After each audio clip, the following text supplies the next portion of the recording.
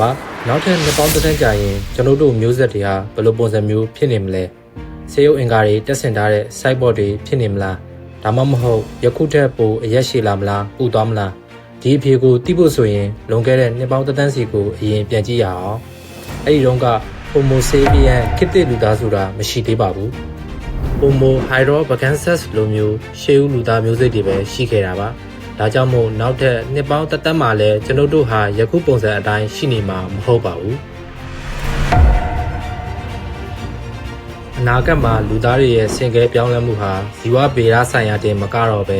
ဤပညာဆိုင်ရာပါဖြစ်လာပါလိမ့်မယ်ယခုလက်ရှိမှာတော့နှလုံးခုန်ဆက်ဒါမှမဟုတ်တင်ပစုံအယိုးအစားထိုးတာမျိုးတွေလုပ်နေကြပါပြီ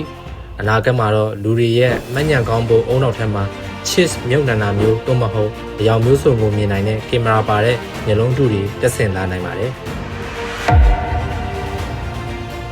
သိပ္ပံပညာရှင်တွေဟာလူသားရဲ့မျိုးရိုးဗီဇတွေကိုပြောင်းလဲနိုင်တဲ့ဤပညာရှိနေပါပြီ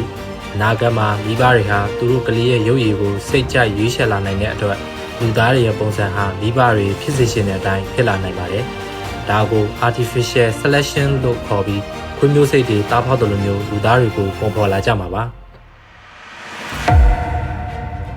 လူရည်ထူထပ်လာတဲ့ကမ္ဘာမှာအစာအာဟာရနဲ့စွမ်းရည်ခြေသားဖို့လူသားတွေဟာယခုတက်ပိုပြီးပူလာနိုင်တယ်လို့သိပ္ပံပညာရှင်ရှုကခန့်မှန်းကြပါတယ်။ဒါအပြင်ကမ္ဘာလုံးဆိုင်ရာလူရည်ပြောင်းလဲမှုအရာအသားဖြူတဲ့သူတွေထက်အသားညိုတဲ့သူတွေပုံမတိုးဝါလာနေတဲ့အတွက်အနာဂတ်လူသားတွေရဲ့အသားအရောင်ဟာပိုပြီးညိုလာဖို့ပဲရှိပါတယ်။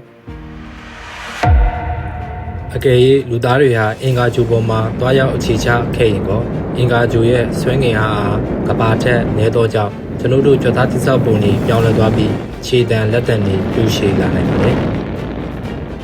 လူသားတွေရဲ့မျိုးရိုးဗီဇဟာနှစ်စဉ်ပြောင်းလဲမှု mutation ပေါင်းများစွာဖြစ်နေသောကြောင့်နောက်ထပ်နှစ်ပေါင်းတစ်သန်းမှာကျွန်တော်တို့ဟာယခုပုံစံတိုင်းရှိနေမှာမဟုတ်တော့တာကတော့တေချာတလောက်ပါပဲ။တင်ကောအနာဂတ်လူသားတွေဘယ်လိုပုံစံဖြစ်လာမယ်လို့ထင်ပါတယ်လဲ။ကွန်မန့်မှာရေးသားပေးခဲ့ပါ။